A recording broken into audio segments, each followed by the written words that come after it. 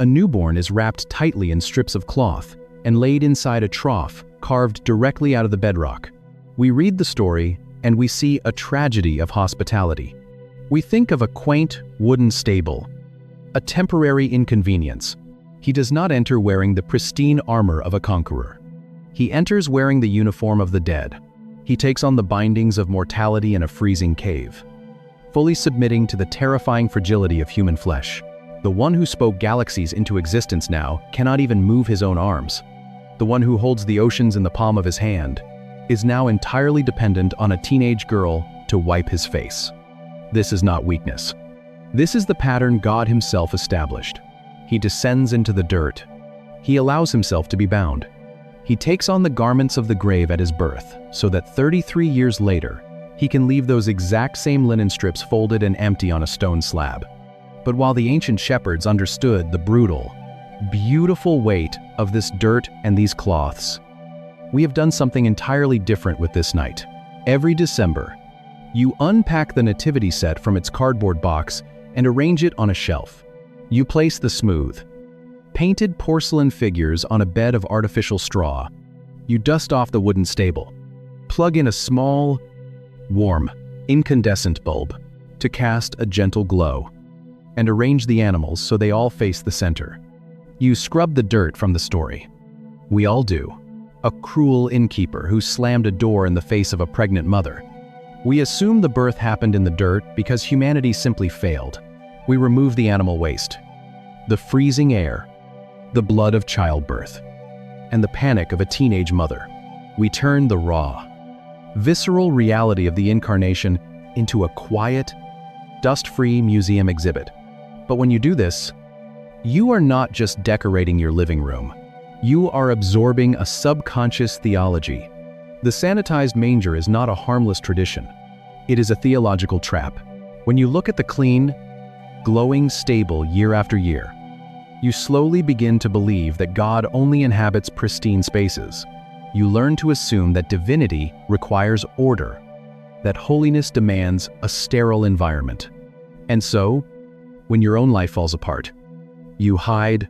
When you are in a season where your marriage is fracturing, when your finances are unraveling, when your mind is clouded with a heavy, suffocating anxiety, you stay away.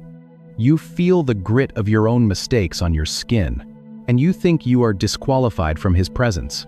You think you need to clean up your act, fix your behavior, and sweep the floor of your life before he will step across the threshold. You assume that you must present him with a finished product. You spend your energy trying to build him a respectable upper room, stacking up good deeds and forced smiles like polished stones to make room.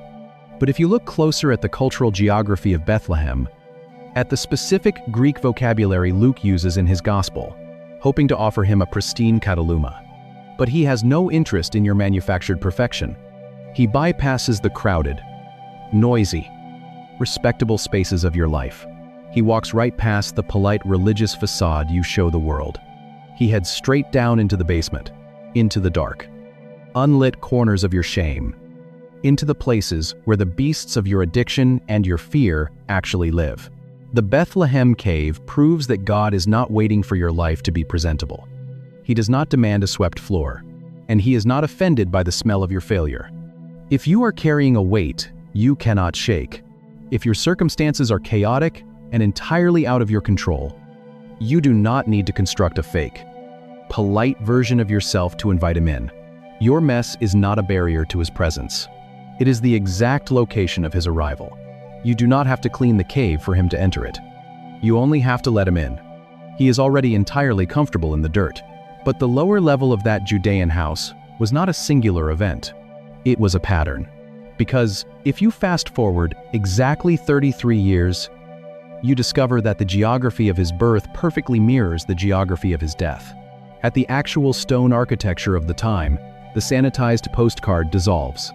You start to see something the traditional reading completely misses. A chisel strikes limestone. A hammer shapes a tomb.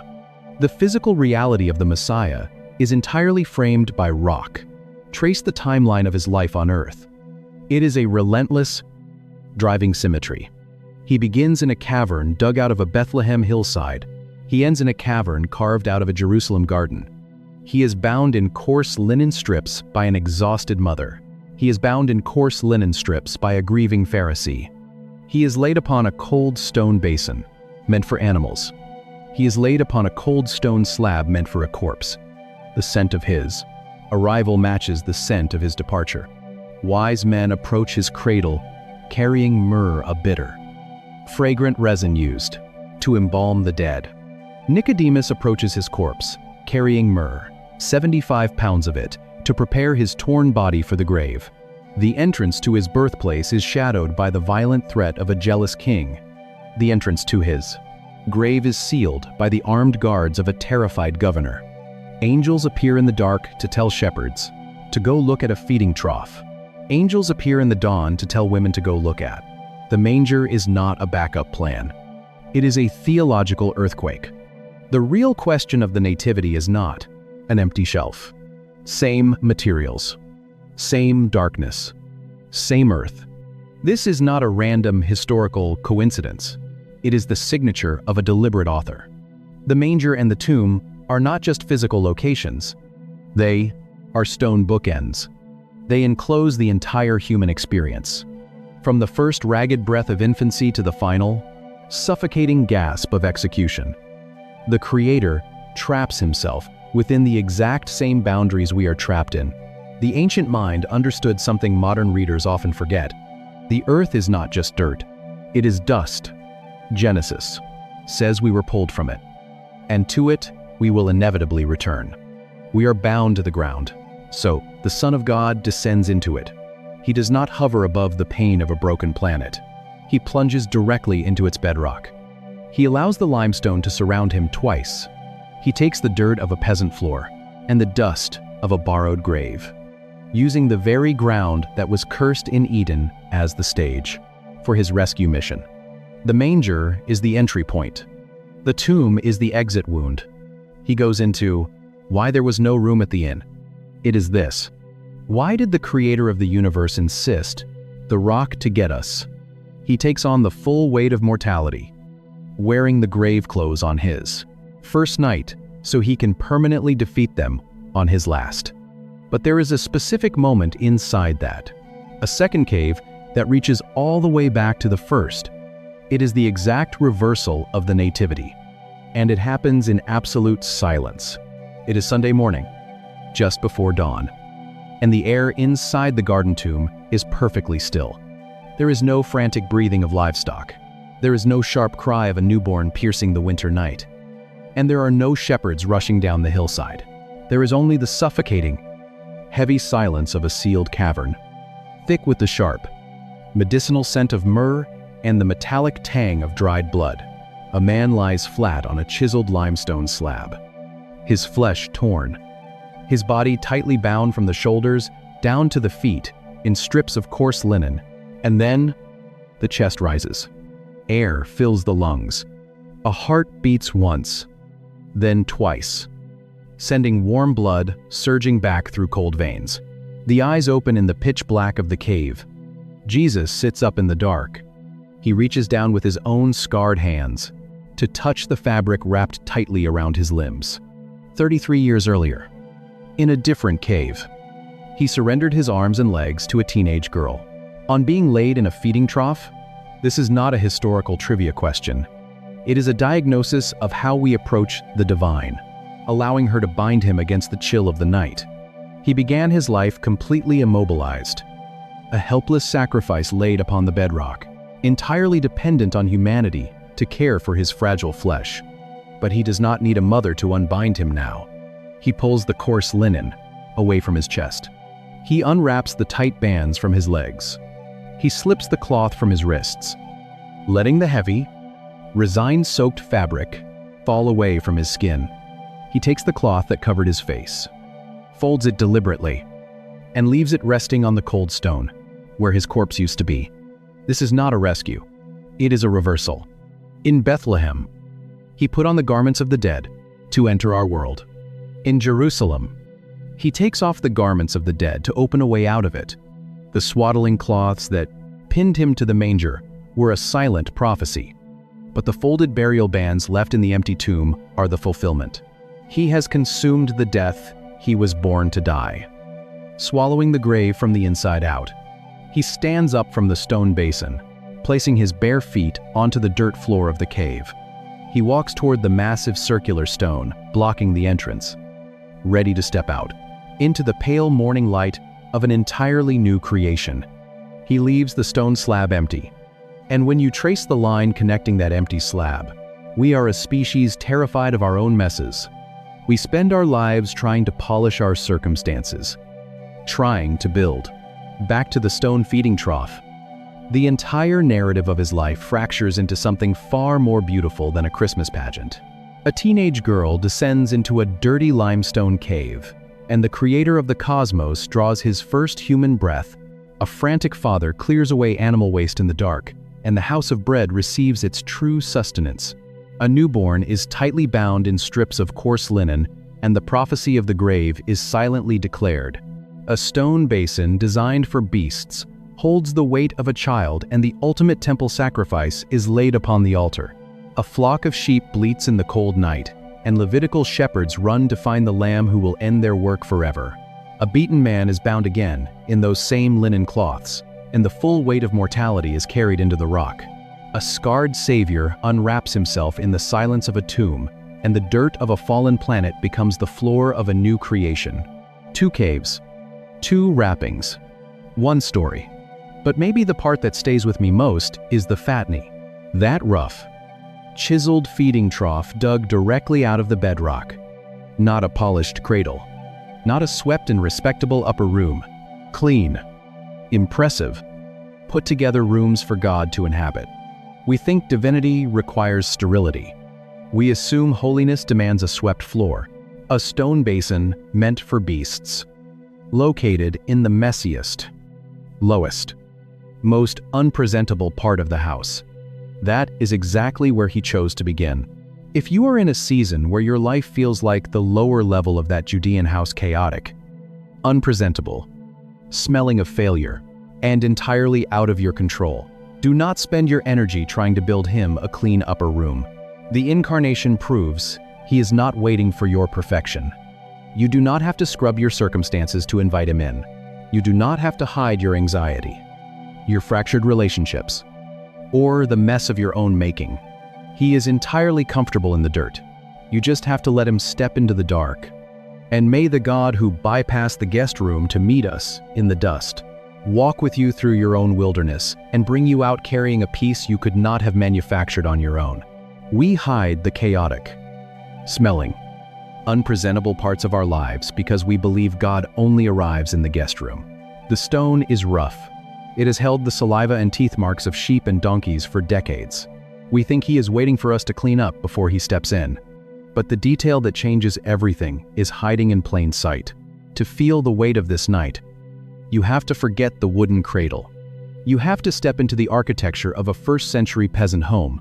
And you have to look at a single translation mistake that has lasted for 400 years. The mistake begins with a piece of wood, a closed door, an angry innkeeper shaking his head, a desperate young couple forced out into the freezing night. None of that is actually in the biblical text. There is no innkeeper in the Gospel of Luke. First-century Bethlehem was a microscopic farming village, perhaps holding 300 people in total, deeply bound by bloodlines and tribal loyalty. Joseph is of the house and lineage of David, returning to his ancestral headquarters for a mandatory census. The idea that a Middle Eastern village would force a pregnant relative to give birth alone, in the wilderness, is a cultural impossibility. In the ancient Near East, hospitality was not a polite courtesy. It was a fiercely protected honor code. So, how did the Son of God end up in the dirt? The confusion stems from a 17th century English translation choice. English Bibles tell us there was no room in the inn. But the Greek word Luke actually uses here is kataluma. This is not a cradle. It is a feeding dish for beasts. A young woman leans against the cold limestone. It does not mean a commercial hotel. We know this because Luke uses the exact same word later in his gospel. When Jesus is preparing for the Last Supper, he tells his disciples to go into the city and find a kataluma, translated there as a guest room.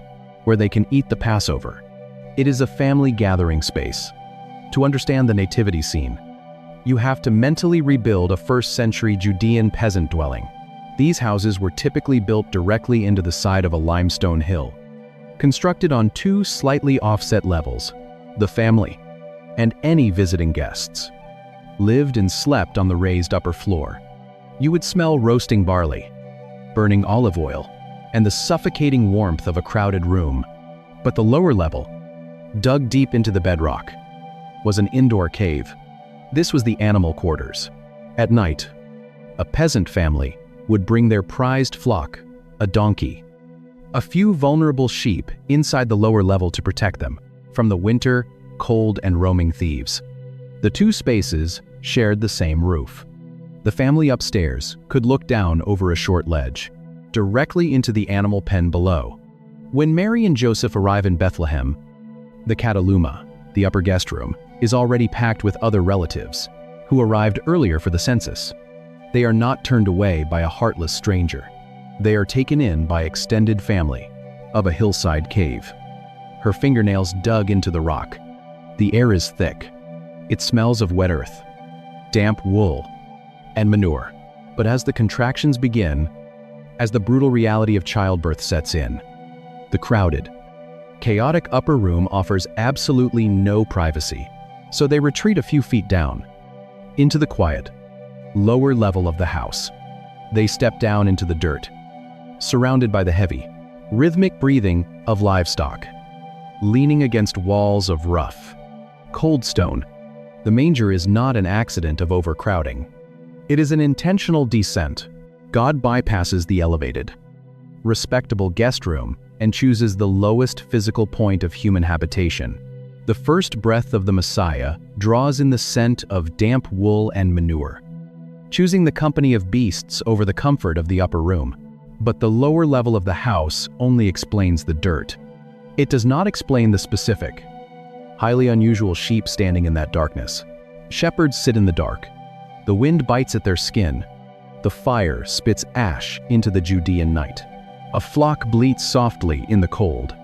These are not ordinary shepherds. These are not ordinary sheep. This is not a random pasture outside a random town. This is Migdal Eder, the tower of the flock. According to ancient rabbinic texts, the flocks kept in these specific fields have a singular purpose.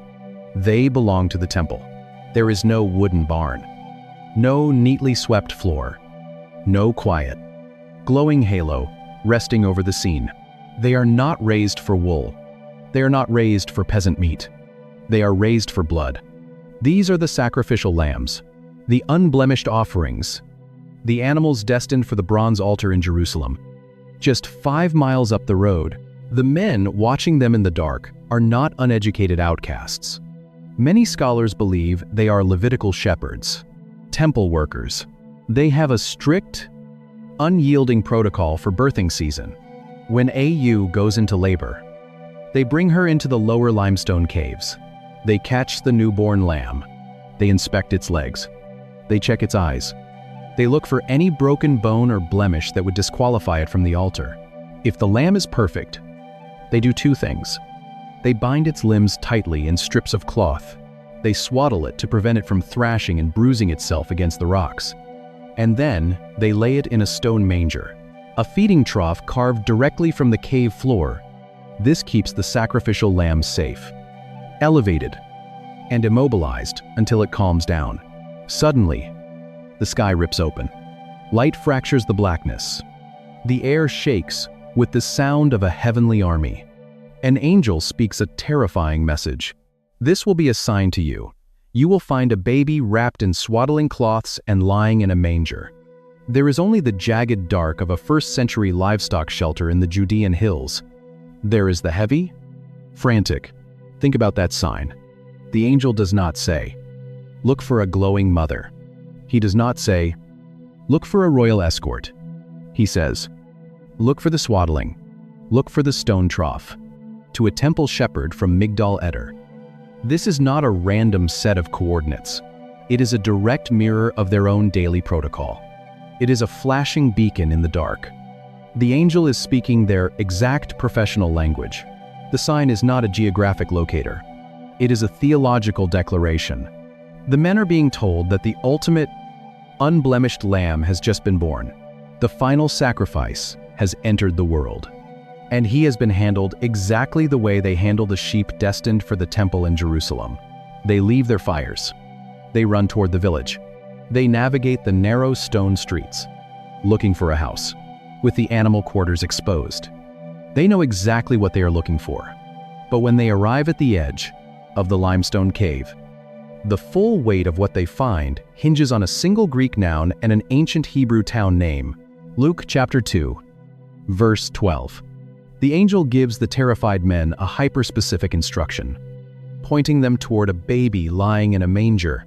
In our modern imagination, that word evokes a quaint wooden stand filled with soft, golden hay, breathing of a carpenter trying to clear away animal waste with his bare hands. And then there is the sharp, sudden cry of a newborn. But the word Luke actually writes on the page is the Greek noun phatne. It appears 4 times in the New Testament, and it refers strictly to a feeding stall or a feeding trough. In a 1st century Judean cave, a phatne was not built from lumber.